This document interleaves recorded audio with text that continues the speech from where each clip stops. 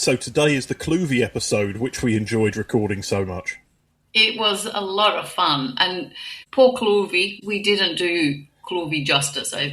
We need to go back and do a second version. There's definitely a follow-up in there somewhere, isn't there? Yeah. So much to see and do in this very tiny area of the city, yes. But before we do that, we've both been up to a couple of things since the last bonus episode. We have. I finally had a friend come and visit me here, and he bought a Helsinki card. So, good value, bad value? I'll give you a itinerary of what we did. He got a 3-day Helsinki card, including Zone C on the travel side, so he could get back to the airport on the Tuesday. Right. So, on Sunday we went to Atheneum, Ham and the Photography Museum. On Monday we went to Amos Rex and the Sports Museum. Yep. And on Tuesday, Kiasma, Snebrikov Museum and Villa Hakasalmi. Okay. And there's an option of 4 or 5 different little mini cruises round the bay and things. Yeah. There's all the hop-on, hop-off buses, but he was with me, so that made no sense. That was €99 for 3 days. Okay. €10 a museum plus €20 for travel. That's good. I think that's very reasonable. Yep. It's probably half the price it would have been. Yeah, and as you say, there's the ho-ho, which you didn't take advantage of. There's the cruises. So the cruises are also nice as well. So yeah, that sounds good value. But you'll be very pleased that I took him to Vanhakalpahalli as well. Okay, so what did Matt think of Finnish food? That's what I'm really interested to hear about. He wouldn't even try salmiakki. Oh no! Not even a little taste. He despises licorice, and as soon as I had said it's like Finnish licorice, he was like, "No, not doing that." That was a little disappointing, but his favourite food while he was here was the butter eye buns. Cool. Yes. And the ones in the middle part of Vanhakalpahalli have just a hint of lemon in them as well. They do, yeah. And I think that was what swayed him. Unfortunately, he had that first, and then was disappointed by a korvapuusti. I'm in Team Matt here, that korvapuusti, sometimes they can be really good, and then other times just, I don't know whether it's too much cinnamon, not enough, butter, I don't know. But yeah, I'm on Team Matt here. Well, I have to say their korvapuustis in that place are pretty good, to be fair. True, they are, yes. He had enjoyed overdosing on the sugar too much already from the butter eye bun. So did you get any football in? We did. He got here in time that we went to see Hoikko Mariehamn, which was 1-0, very boring, but he did have a Lonkero as his first drink in Finland, and he loved it. He said, "Oh, can I get this in England?" And I was like, "Actually, you can now." Can you? Yes, they've started, I think it's Tesco's or one of the big supermarkets are importing it. But I think it's only the original at the moment that they export to the UK. So none of the flavours. But the flavours are all rubbish. It's the original one that's the best. True. Although the blackcurrant one is quite tasty when it comes. Doesn't come so often, but yeah.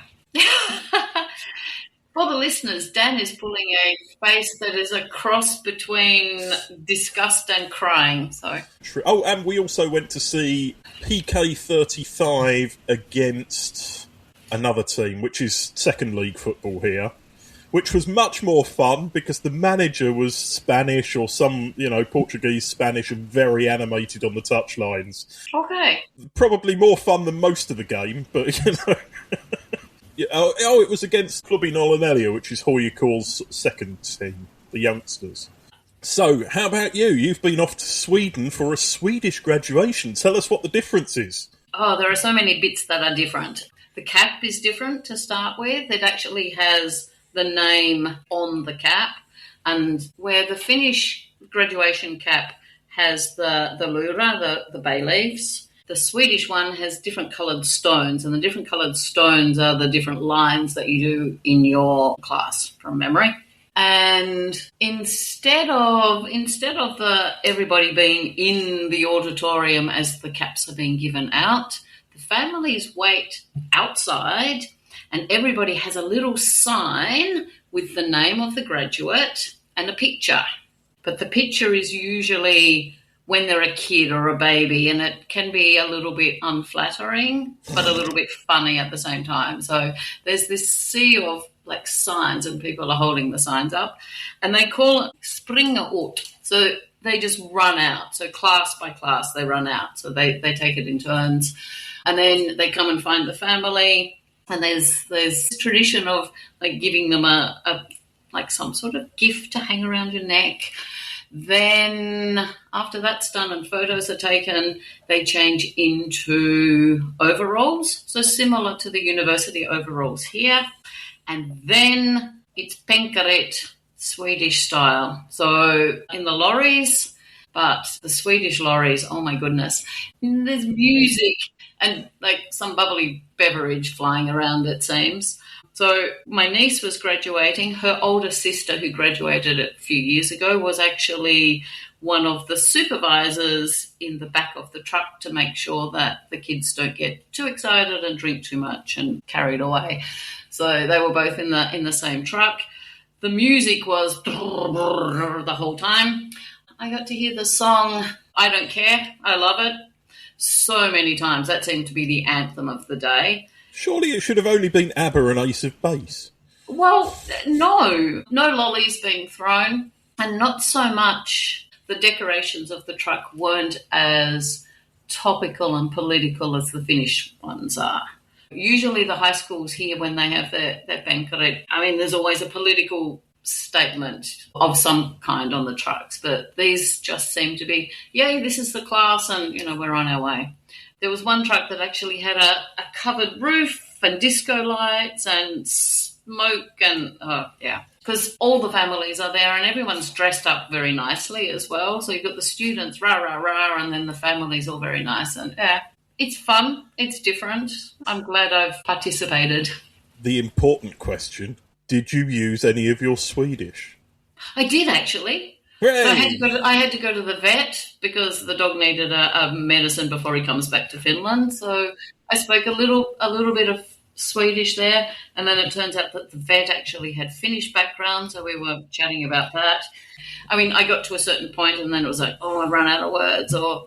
Everyone was very understanding. Patient, that's the word. And also, it was the Study Cup. The first Study Cup was held as far back as 1986, and the tournament is only for females. It's the biggest only female football competition in Northern Europe. Okay, wow. And the tournament is organised by Study Cup RY, and in the summer of 2023 they broke the team record when 460 teams and approximately 7,000 players participated. Wow.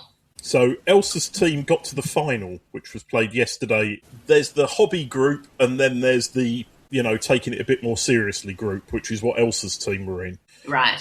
And they got to the final. Unfortunately, they lost 5-0 in the final, which wasn't a scoreline that was justified by the way they were playing, but their goalkeeper is normally the shortest player on the pitch. And yes, the other team had a proper goalkeeper who was really into it and made a couple of really good saves. So the scoreline very much flattered the other team, but I think they deserved to win. But Elsa's team they've won every game up to that point, and one of them was against quite a good team in the semi-final. So they have reason to be proud. They've entered that instead of the Hesse Cup this year, because Hesse Cup's when everybody wants to be on holiday, so the Study Cup seemed a good compromise on that. Yep. And of course, on Friday, a couple of days' time, we are going to have Helsinki Day. So we'll have our bonus episode on Helsinki Day, plus the Friday, Saturday, I'm also doing Oddfest. Okay, busyness. Yeah, Friday late afternoon Oddfest starts for me. So there's a lot going on between now and the next bonus episode. There's a heap going on, yes. So, shall we go to Kluuvi? Let's go to Kluuvi. Kluuvi, yes. District 2. District 2. Oh man, this is a very... Vibrant? Vibrant's not the... Not the one you were looking for. Not the word I was looking for. When I was trying to work out which things to talk about, there's just so much here. We could do maybe 3 or 4 or maybe even 5 different episodes. We're going to stick with probably basics. 1 today and just the basics, yeah. Yeah, I mean, the thing is, we've been to most of the galleries in this area already in previous episodes. Yes. We've been to a couple of the restaurants already in previous episodes. Yes. And there's things we're going to talk about that are a little bit touched on in previous episodes as well. Yep. So, yeah, let's be a bit more general with this one. Shall I give you some details on the district? Go ahead. It's District 2. Yep. It's one of the smallest districts in Helsinki. Yes. In terms of physical size, 0.9 kilometres squared. Yep.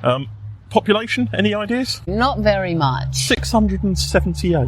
Okay, yeah, small village. I mean, this is really a shopping/touristy area. It's not really Hotel somewhere to live. Yeah. Yeah. Although, obviously, along Esplandi, there's some posh flats and things like that. And basically, those 678 are probably some of the wealthiest people in Finland. Quite possibly. How about jobs? Any ideas? That's going to be in the multiple thousands, so let's say 25,000. Just under 30,000. 28,934 at the end of 2022. Yep. It's still out of date, and they still need to update all of those. Postal codes? 001000011. No. 0. No? 00100, yes, but Yes. also 170. Oh, okay. I guess that's for That's all the... Esplandi, I think. Yeah. Okay. Yeah. Interesting. 170. What does Kluuvi mean? Good question. I don't know. I do know that this was a marshy, muddy bay. There we go. It's a shallow and closing bay. All right. I couldn't find... That was the straight translation. I couldn't find a better way of saying closing, but it means it's the end of a bay. It's the end of the bay. Yeah. Yeah. It's sort of the top end. There's actually, I don't know if you cover this, but later, depending on the street that we walk down, there is actually a line on the footpath that marks where the sea sort of came to. Right. So we'll see that a bit later. Well, a little bit more on that. In the area of today's Kluuvi, there was still a long and narrow bay in the early 19th century which stretched from Turlanlahti to the Esplandi Park. Yep. The bay was a remnant of a strait that had once connected Turlanlahti and the South Harbour, which we touched on in a previous episode. We did, yes, we talked about that. But its narrowest point had already been closed due to land uplift in the 16th century. Wow.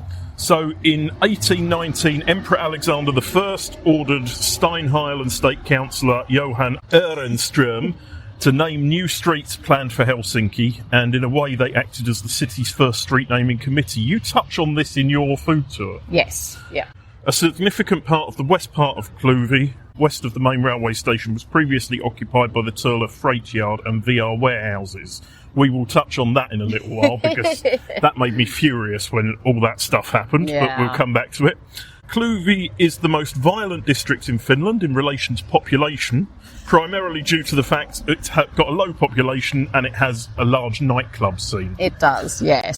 As we know, or any regular listeners know, I focus on statues.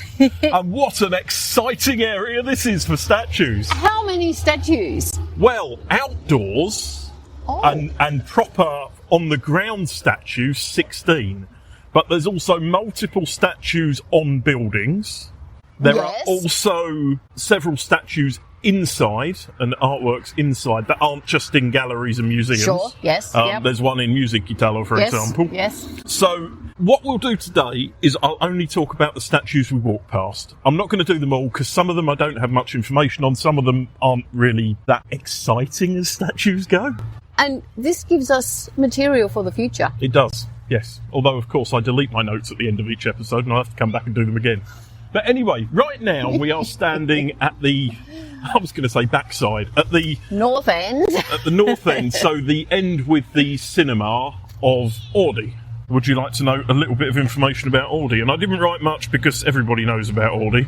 It was a present to ourselves. So we basically decided for our 100th anniversary of independence that we would give ourselves a brand new library. And so it is the living room of the city. What date was it opened? Do you remember? Or what year we'll start with? It should have been opened in 2017. 2017. I don't think But it was a year opened. late. Yeah, it was opened late. on the 5th of December 2018. Yeah. Despite its name, because its official name is Helsinki Central Library, Oodi, Oodi. it is not actually the Central Library. That is still Passila. Yes. Oodi was chosen because it's easy to remember, easy to say, and easy to translate. True. They didn't Yes. want the name of a person. That kind of makes sense, yes. Yeah. And which person would you choose? There are so many... Well, it would have to be Finland's national author, wouldn't it? Who we'll be seeing a statue of later. Okay, but there are other authors that maybe also could be honoured. Got a large children's area, so it could have been the Tove Jansson Museum. Exactly. In terms of major political figures, maybe the Mannerheim. I mean, it is. It could have just been the Mannerheim. The Mannerheim, yes, that sounds quite. That should be the military museum's name, shouldn't The it? Mannerheim. That sounds quite dignified and strong. Strong, upholding, yeah, exactly. Yes. The building, Oodi, is regarded as very energy efficient due to its use of local materials and its use of sunlight. The building uses passive solar building design and uses almost no energy. That's very cool. It is, yes. So where we're standing right now, as I said, we're at the back entrance of Oodi. We're looking out over Turlanlahti Puisto. In that park, there are 3 statues alone. There was one that was actually quite notable, so let me just check.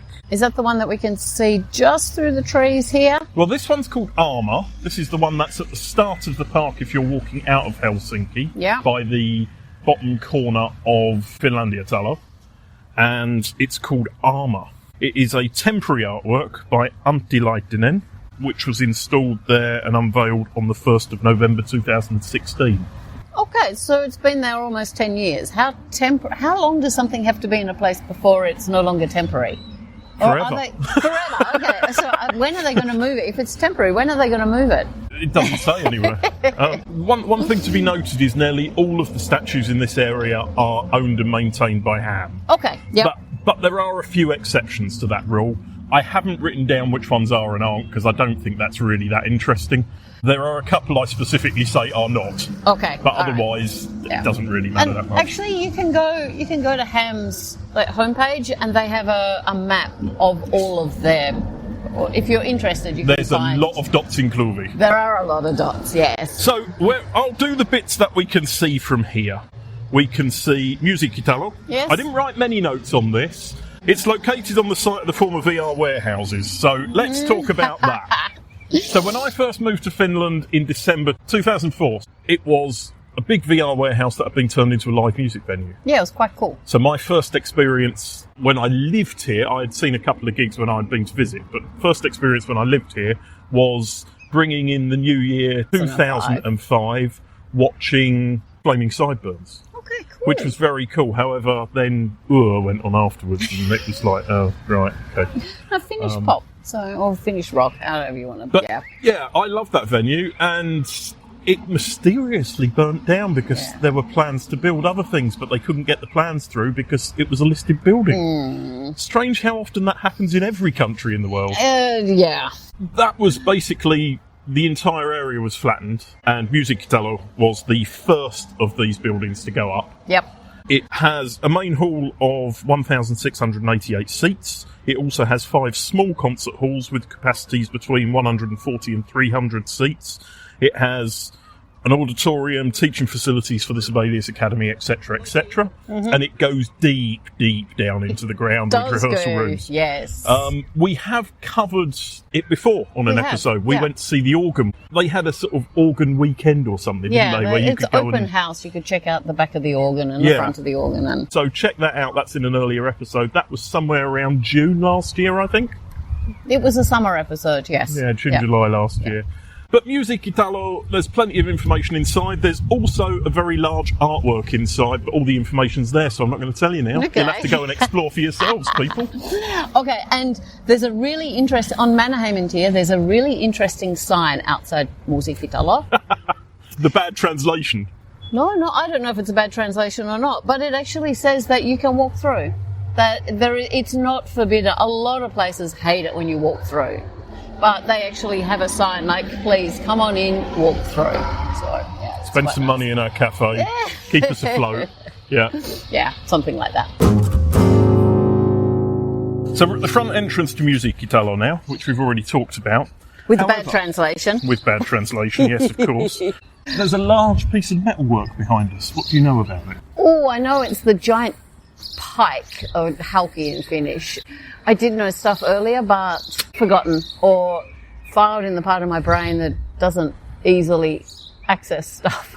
So it's called Laulupuut, which is song trees / Pike's Song is the Pike's English Song, translation. that's the one, yes.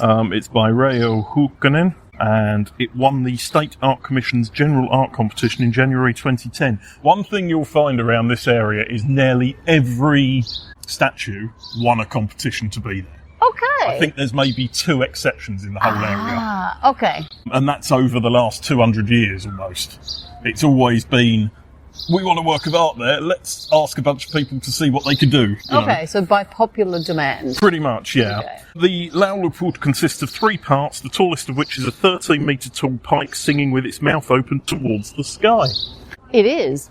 That's about it. We're also standing with our backs at the moment to Kiasma. What do you know about Kiasma? Another one of these modern art museums that maybe was divisive, but in its design, that people weren't exactly excited by its design, perhaps. And its location, because it was right in front of the Mannerheim statue, which was the most controversial part about it, was where it was put, not necessarily what it looked like. From here, you can't see. It's obviously a modern art museum. Like, there's no mistaking it. What I like is when you're coming along Mannerheim into here, the first thing you get greeted with is the largest piece of art in the museum on that top floor with the big curved glass windows. And I've always liked that. Let me give you a bit of information about Kiasma. Actually, a quiz. Was it designed by a Finn, a German, an Austrian, or an American? Okay, Stephen was the name, so I'm going to guess American. Yeah, Stephen Hole. That's right. It was completed in 1998. Kiasma's own art collection contains over 8,000 works. The main focus of the collection is on Finnish art, followed by neighbouring regions, Nordics, Baltics and Russia.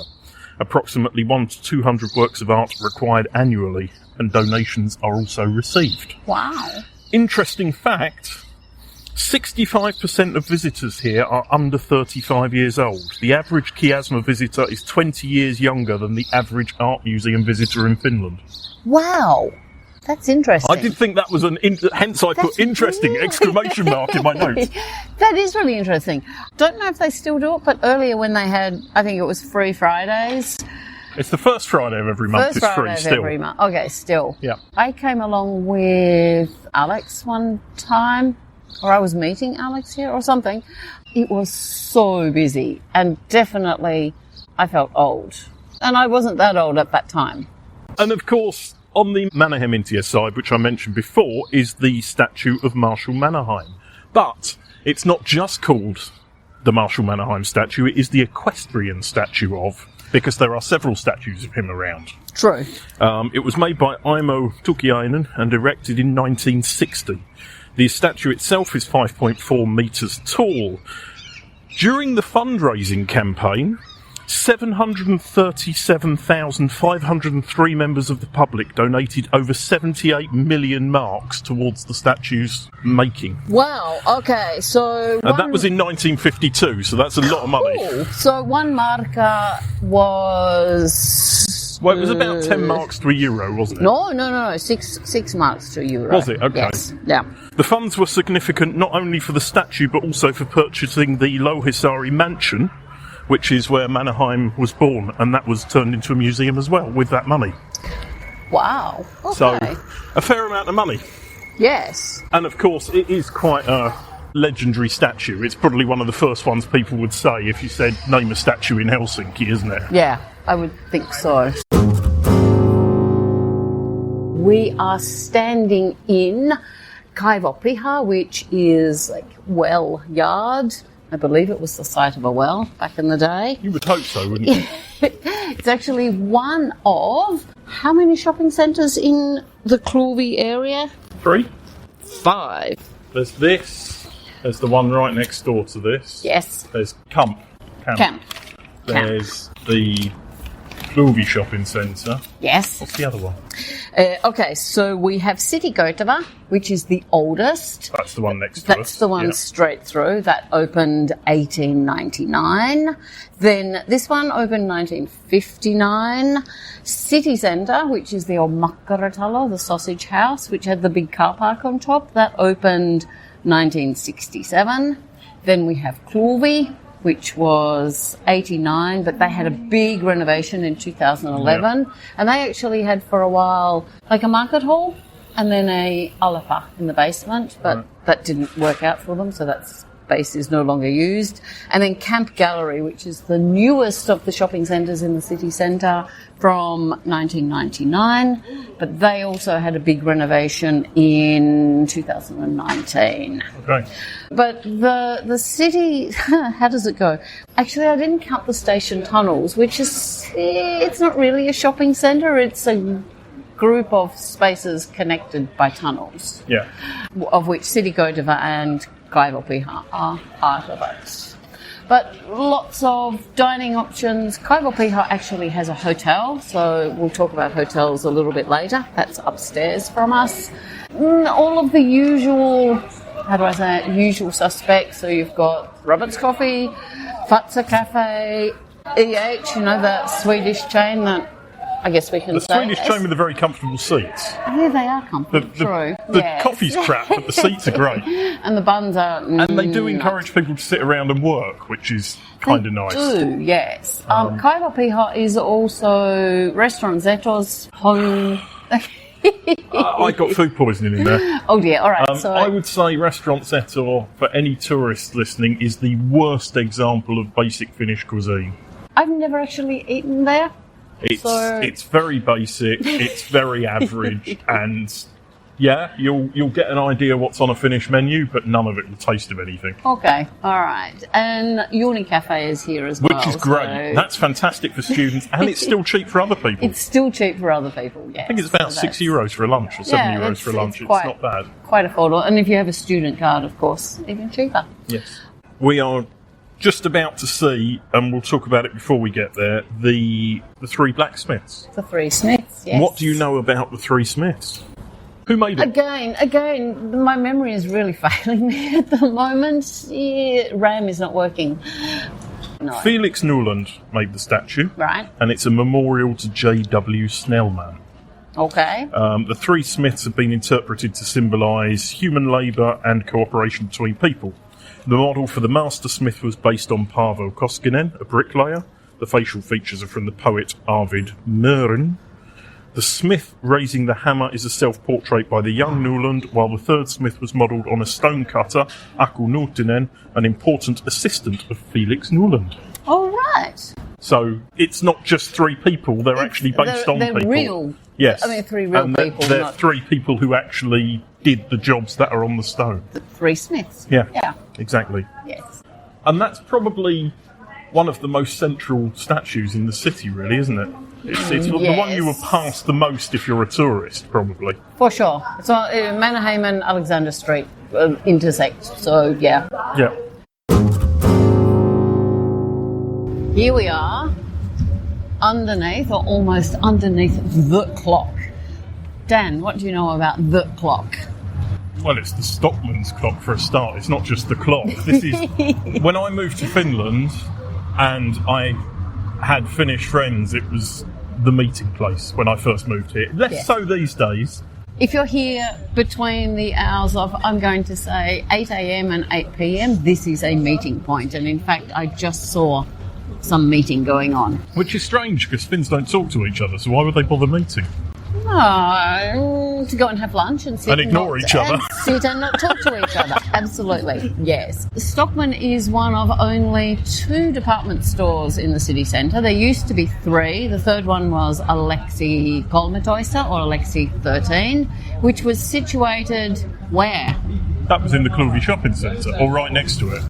Alexander Katu 13. Yeah, so, but it was the Kluuvi shopping centre, wasn't it? No. Or the right next door? No, right next door. Right, building in its own right. They now do a lot of stuff online and then through outlets. I didn't know that was a department store. I thought it was just a clothes shop. It's specialised in clothes, but it was a department store. All right. So the other department store is... What's it called? Sokos, yes. Sokos, when did they open? Sokos. It was 1900s, maybe post-war, just post-war. 48, 53, something. Oh, did it open for the Olympics? There you go. Spot on. It opened for the Olympics, 52. 1952. Yeah. Yes. Was that when the whole company started, or was it... You don't know this one, do you? Actually, yes. Okay. Sokos started in 1952. Right. Yes. The hotel that is situated above it, that was earlier, but the department store only goes a damn I guess Sokos are actually better known for hotels these days. They've got how many department stores around the country? They still have a lot of... In every city they've got one, I guess, haven't they? Yeah, they're still certainly outside the capital area. You can find a Sokos quite easily. The hotel had a renovation back in 2020, and the department store is now only 4 stories. So the hotel actually snatched one of the stories. We're probably going to make more money out of that these days. Probably. All right, let's talk Stockman. So Stockman actually have the whole block here, but this is not where they started. Do you know when they started? Late 1800s, wasn't it? 1862. Oh, it was earlier than I was going to say 90s, so 1862, no, 1862. Right. And, well, their original store is not actually in Kluuvi. Department stores, when they opened, at least Stockman, this was not originally perfumes. Stinky section, as you say. This was originally the greengrocery section. Right. This area. Oh, that's really strong today. Oh. They're all strong. So this is one of the features of the original Stockman, although not these particular lifts. No, they used to have people pressing the buttons for you, didn't they? They did, yes. Old school. And it could only be men as well. No, men for the restaurants, women were the taking shopping, as they say. But the other thing, so what does the Stockman logo look like? It's an S, isn't it? It's actually, and do we have one here that I can show you? That's the logo. This was one of the first places to have escalators as well. So not only the lifts, but the escalators. So it represents the escalators. Yes, represents. But it's also got the spiral stairs. Is that what the dot stands for? Yes. I'm not sure if that's what the dot stands for, but yeah. We've got spiral stairs, we've got escalators, and we've got lifts. And what we can't actually see is a paternoster lift. So you know the paternoster lift? The rolling thing that you step on and it just keeps moving and then you step off when you get to the floor. Health and safety would not allow that these days. No, Parliament House has one. Okay. Yeah. And it's still in use. And as I understand it, it's still in use here for the crew or the employees. Okay. Visitors can get 10% discount. You come to the info point and get a... Is that considered the tax discount? No, it's a visitor discount. So visitors to Finland? Visitors to Finland, okay. Yeah. We are standing at the end of Esplandi outside Svenska Theatre. Now, we both managed to avoid putting the 2 theatres that are in this area, which are probably the 2 most important theatres in Helsinki. So we've decided once we've finished the districts series, maybe we'll do a special on theatres in Helsinki, because there's a whole load of tiny theatres and provincial theatres in Helsinki. There are. So we could probably do 3 or 4 episodes on theatres and visit them and all the rest of it. But Svenska Theatre, the clue is in the name. It's the Swedish theatre, but it's a nice theatre. It was purpose-built to be the Swedish theatre. Yes. I believe at the very end of the 1800s, early 1900s. Possibly a little bit later. I thought it was a little bit later. I do know it was a little bit controversial when it was built. People were not excited by the form because it is quite brutalist. Modern, yeah. But I guess it was modern before everywhere around it became modern. So now it fits pretty snugly in the middle, doesn't it? Yeah, it does, yes. But you have to have somebody who's willing to take a chance first, don't you? You do. Right, what's this one called? Tell me. I know it's placed back to front. The women should be facing the other way. Why? Because it was protected during the continuation war, maybe even taken away, and when it was returned and put in place, they put it in place the wrong way. Probably weren't paid enough. I don't know about that. Maybe the instructions, they didn't have Lego instructions with the statue. Fact and fable. Tell me about Zacharias Topelius. I don't know. Do you know what he did at all? I'm going to guess he was a writer. Author, poet, journalist, historian and rector of the University of Helsinki. Okay. Who wrote novels related to Finnish history. There are some claims that he was one of the founders of writing about modern history and things, along with the British guy whose name I can't remember. I meant to write it in the notes. But he's compared to him for his sort of in-depth analysis of modern history and things. Okay. This was unveiled in 1932. The statue is by Gunnar Finne. It consists of 2 allegorical female figures. Fact, with the flame of truth on her palm, and fable, with the crown-headed bird of fable resting on her fingers. Indeed. Both naked. They would have made good runners. Refer to a previous episode to get that joke, people. Yes. Okay, and just over in the next corner of this part of the park is... It's another writer. This one I know. This is Eino Leino. And what do you know about him? Poet. And his day is it the 6th of June? I haven't got that written down. Okay, I do know that or is the 6th of July. Eino Leino Day is, it's a flag day in Finland. Died in 1926, a well-loved classic author of Finnish lyrics. In 1948, the Eino Leino Society, the Finnish Cultural Foundation and the publishing company, Ottawa, organised a competition for a memorial to Eino Leino, finally commissioned from Lauri Leppänen, a personal friend of Eino Leino. Made of bronze, 4.2 metres high, it was unveiled on July the 6th, 1953, on the 75th anniversary of Eino Leino. So 6th of July is Eino Leino Day, yes. Yes, which is Flag Day. It is a flag day. Yksi on laulu ylitse muiden ihmisen aartehen, hengen ankara laulu. I'm presuming, and I hope I didn't butcher it too much, these are famous Eino Leino lines. I believe they are. I didn't write that down, though. So now we're almost in the middle part of Esplandi, and obviously this person's far more important than anybody else because he has a cake. True. Yes. You can tell the importance of a Finn by whether they have a cake named after them. Food named after them? Yeah. Yes. Mannerheim actually, no, he doesn't have food named after him, but there are a few favourite dishes that restaurants like to put out and say, hey, this was a favourite, this was a favourite. The Marshall steak. The Marshall steak. That actually doesn't have a bad ring to it. It's quite good, isn't it? So this is one of the statues that, from memory, his name is not on it. Is it not? There is nowhere where his name is actually we haven't written. actually mentioned his name yet. No, we haven't, but we have said that he has a cake. So who has a cake? Many people. Which famous Finnish person has a cake named after them that we eat in February? Well, people should listen back to the old episodes. They should, yes. Anyway, it is Johan Ludvig Runeberg. Indeed.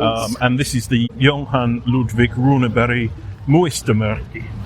Memorial statue. Yes. Yeah.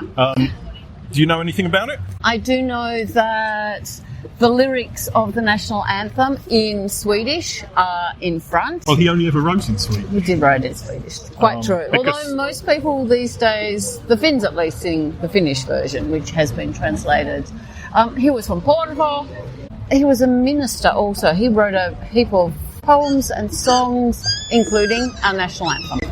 Do you know who built the statue? No, I do not. His son, Walter Runeberg. Really? Yes. Okay. The monument includes a statue of Runeberg and an allegorical pedestal figure interpreted as the Finnish maiden.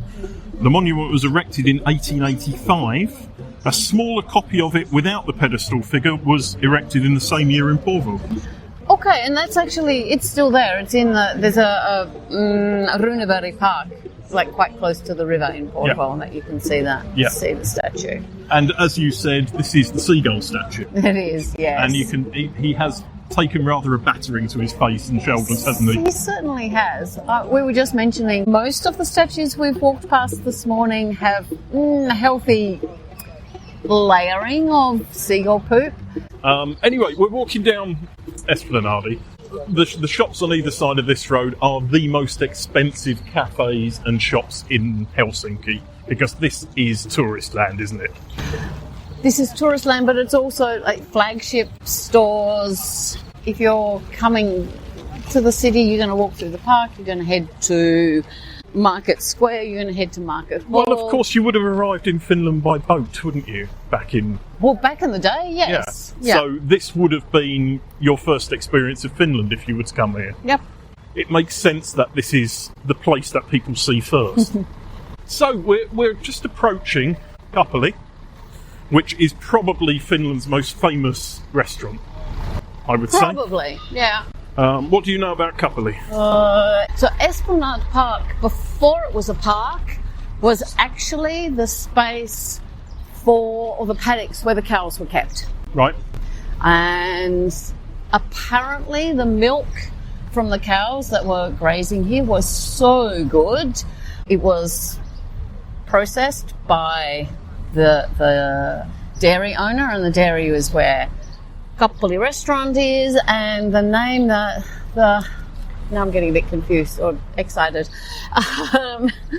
The farmer who was in charge of the dairy, his name was Pasta, and it said that the milk was manna from heaven, apparently. No, it's not quite right. That's okay. Where have I gone wrong? The name Chapel probably originated from that time, as shepherd is pastor in Latin, and it was a shepherd boy who first ran the milk stall here.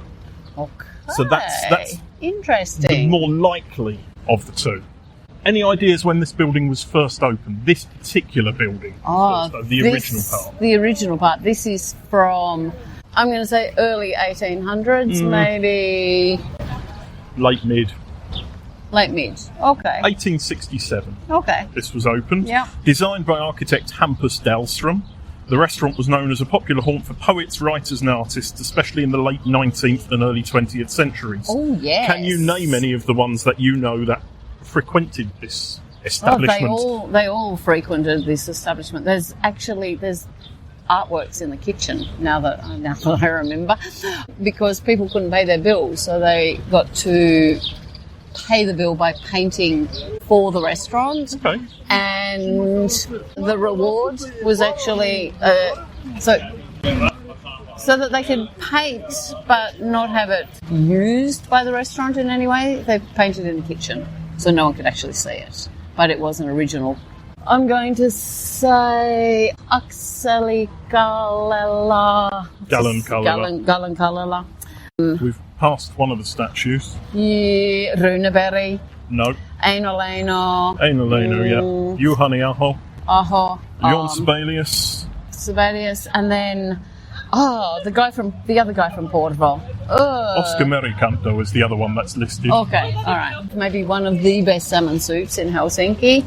I don't like salmon soup, remember? Yeah, okay. A lot of people do. Sorry, just to finish off the little bit. So the restaurant began with a wooden stall selling pastries and lemonade, built on the Esplanade by confectioner Johan Daniel Jerngren in 1840. Right. So that's where you got the mid-1800s okay, from. Yep. The store resembled a church or chapel in appearance, and so it became known as the Chapel. So that's another possibility for how it got its name. The interesting bit for me, because obviously we're standing looking at Kapoli, but on the other side is Esplandi, which is well known as having loads of gigs through the summer, free space, open to... It used to be open to anyone to play. Now they really do favour Finnish bands, unfortunately. But I've played there a couple of times. I've seen some poetry, spoken word here. I've seen high school bands come and get to play to... forgiving audiences, that type of thing. So it's a good space. The people who work in the sound booth are civil servants who are doing their civil service. Ah, okay, yes. And it's a different two every year, and they're always really motivated and enthusiastic because they don't have to shoot people. Okay, yeah. So in 1887, a shell-shaped bandstand was built in front of the restaurant. So 1887 was the first version of Esplandi. Okay. Originally, it had a military band led by conductor Alexei Apostol, performing there for 20 years. The first 20 years, that band were there. Nice. So even Esplandi goes right back to 1887 in its original form, which I love because everything... In the late 1800s, it was a bandstand. There were bands playing. That was what people did with their summer. And I love the fact they've continued that all these years. And they have benches in front, so even the elderly can come and sit and enjoy the music. They didn't enjoy mine, but I was playing with a pretty heavy rock band one year, and the other year I think I played acoustic playing with somebody else. So it looks like we've got 8 vocalists today. Okay. So it could be brass section, I don't know. But anyway, the next thing we're going to look at is these statues. Do you know anything about these statues? I do know. So Torva Janssen was the model, and these were made... One of. One of. Because there's two matching statues, one either side. Yeah. And Torval Janssen's father was the one that created them, I believe. But hey, correct me, I could be wrong. You are correct. Okay. I'll correct you, but you're not wrong. I'm not wrong. All right. They're called water nymphs. There's one either side of an Esplandi lover. Victor Janssen, as you said, created these. They're also known as play. Cool. The older of the two nymphs, the larger of the two nymphs, was based on Torve. That's a young lad over there, so that's definitely... The other side is Torve then. And they were put in the park in 1942. Okay. So they were still putting statues up during the war. Which is interesting, because most of them were taken down. True. But I guess these are so small you couldn't really damage these very easily. You've got to have a pretty precise bomb to hit that, haven't you? You do, yeah. Dan, how was your lunch? So fat. Okay, for the listeners, Dan is making expansion like a character from what's this movie? Like the one with Kung Fu Panda, sort of like whoa. Oh, I was thinking of Mr. Creosote from the Monty Python film. Okay, yes. There you go. There's your wafer thin bit. I've had one. I might have any more. A filling lunch, you could say. Very substantial, yes, and very tasty as well. Loads of flavours in mine, loads of elements. Stuff. So, gyoza king, dumplings. So that's their speciality. I took dumplings, I took beef and cabbage, and then chicken and chive, both of which were really good. And a little bit of salad with pomegranate seeds, or kernels, or whatever they're called, inside. There's a nice salad to select from, hot drink, tea or coffee, and some cookies to finish it off. No sugar for the coffee though.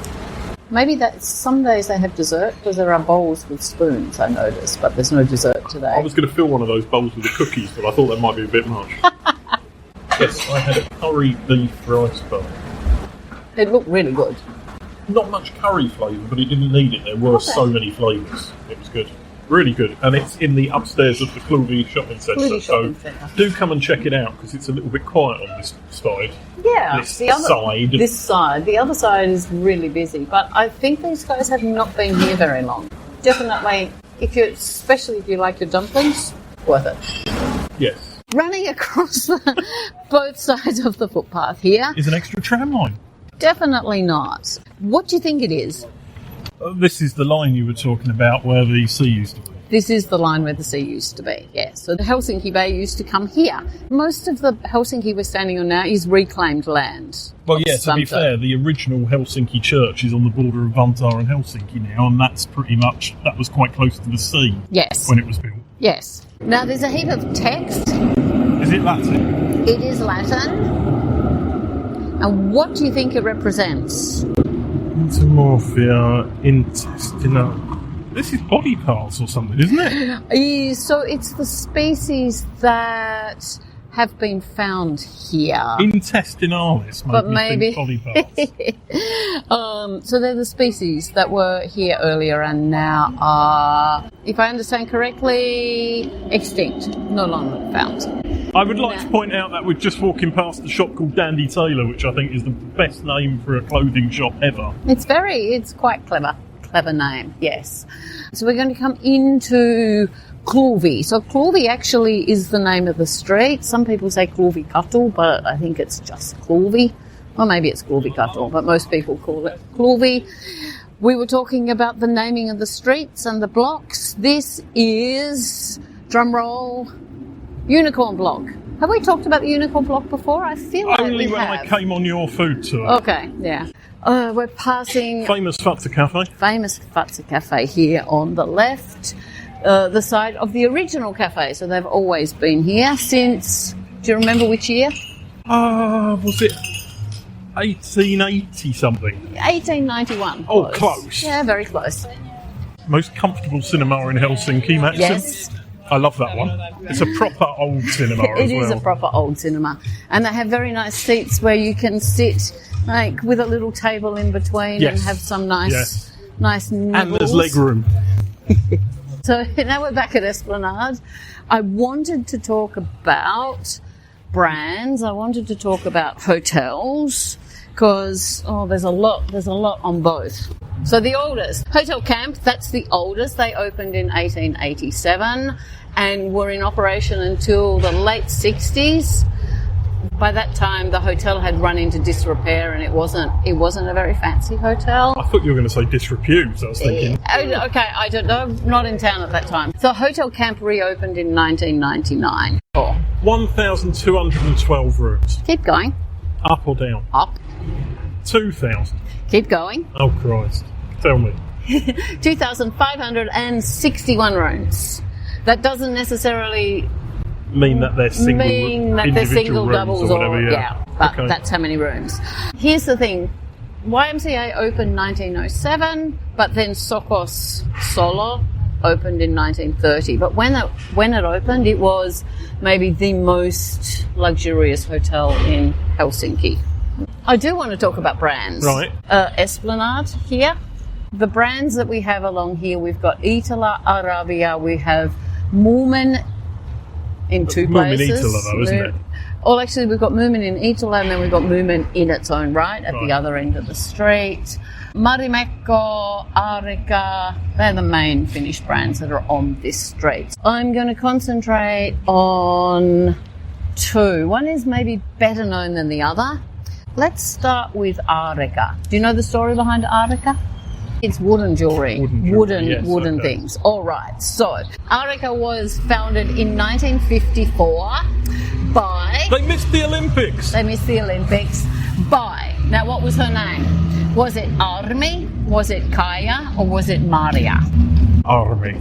Okay. No, it was not Armi. It was Kaya. And she actually founded the company because she couldn't find the right fill in the blank dog toy, earrings, button. Got the earrings, surely.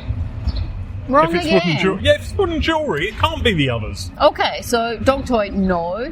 But she was actually looking for a particular button for a woolen jumper, and she couldn't find it, so she decided to carve her own. And she has since built, or she's no longer with us, but a business has been built around wooden buttons and beads and homewares. There are some quite classic design pieces. So a lot of houses may have the ram, which is a ram made with round beads. It is extremely expensive, like thousands of euros. And if you have one from a long time ago, really, really expensive. But probably wasn't then. Okay, probably not so much expensive then, no. So that's here. If we come around and turn to our right, we head towards Marimekko. So, Marimekko, founded in 1951. And once more, I got some questions for you.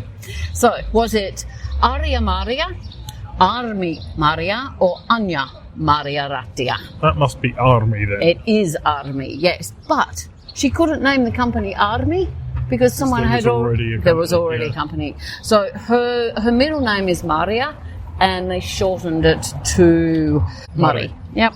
And the Mekko part comes because that was her husband's contribution. He was thinking that the company should have something to do with women's clothes, and Armi had remembered that people were often talking about dresses. So Marimekko became the name. How many different designs are in their archive? 1,500, 2,500, 3,500. 3,500. 3,500. Actually, they're not 100% certain. They believe it's about 3,500. And if you go on to the Marimekko website now, you can actually put a picture in of your own, if you think it's a Marimekko print, and it will tell you which year. There's some sort of AI business, which year and who was the designer. Or piss off, this is a fake. Although fakes are Marimekko, there have been some plagiarism accusations in the past, and there was actually one thing that they copped up to. They had already used the design painting a Finnair aeroplane, so they had to very quickly paint over the Finnair aeroplane and make sure that something correct was put in its place. Where are we standing? So I actually feel like I should be whispering already before we go inside. And yet there was you at the library a couple of weeks ago saying, I want to talk in the library. No, but that's the other type of library. This is the National Library, which is I mean, you only have to look at it. This obviously is a very dignified, proper, grown-up library, I guess you could say. I know that there's a huge collection and some of it's underground. A lot of it. Nearly all of it. Most of it, yes. Yeah. This building, when do you think it was built? 1640 is when the library was established, But not here. 1640. No. It has to be after 1809. Yep. I'm going to say 1817, no, maybe even a bit later. 1820s, perhaps? Later. About the same time as the cathedral, 1850s. 1844 this was. Oh, actually, 45 just popped to my head, but yeah. The oldest part of the complex was 1844, designed by Carl Ludwig Engel. Yes, it has an Engel vibe. The newer extension rotunda, which is the bit on the back that we saw when we were walking round, Yep. was designed by Gustav Nordström and completed in 1906. Oh, right. That's very modern then. The bulk of the collection is actually stored in Kirjaluoja, which is book cave when translated, a 57,600 cubic metre underground bunker drilled into solid rock 18 metres below the library. So the National Library, as in every country, is responsible for storing the Finnish cultural heritage. By Finnish law, the National Library is a legal deposit library and receives copies of all printed matter as well as audiovisual materials. Films, books, newspapers, everything that is released in Finland comes here every time there's something new released. Podcasts? What about the internet? Where does the internet go? That's a good point. The National Library also has an obligation to collect and preserve materials published on the internet to its web archive, Finnish Web Archive. Is Cultural Hell part of the Finnish Web Archive? Well, we should let them know while we're in here. We should, shouldn't we? The library is also home to one of the most comprehensive collections of books published in the Russian Empire of any library in the world as well. What did you think? It was pretty amazing. Oh, it's quite amazing. I could spend a few days in there browsing. Easily. I found some English books. I found a heap of Finnish books, obviously. Swedish, German. Didn't find any of the previously mentioned Russian. No, but that's all in the basement because it's all historical documents. Ah, okay. All right. But there's probably some more recent stuff upstairs as well. Yeah, well, I went up to the 5th floor, which was the arts section, and I had a browse, and also went briefly online to their service to see what they had in the way of music. And most of the stuff that I'm interested in is now online. Right. So I should be able to access it all through their online archive at some stage. Okay, super. We're also going to walk past the university library as well. True. Which used to be combined until 2008, I think it was, when they split off to the university one being separate.